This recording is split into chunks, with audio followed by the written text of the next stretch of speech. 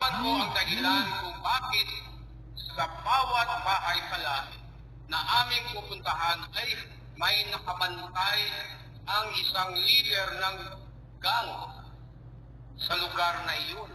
Nalaman ko rin na pinapakain at tinuturuan ng mga mananampalataya sa loob ng simbahan ang anak ng gang leader. Kaya naman, mabait siya sa amin. Amen, no? Gumagawa talaga ang Panginoon, no? Gumagawa talaga ng Panginoon, ang Panginoon ng paraan. Kaya nga sabi nga, God will make a way. Amen? Nagtuturo naman si Jesus noong nasa bundok siya ng tungkol sa hindi maibalarawan na pagmamahal. Napakahirap i-illustrate talaga. Totoo yun, guys. Napakahirap i-illustrate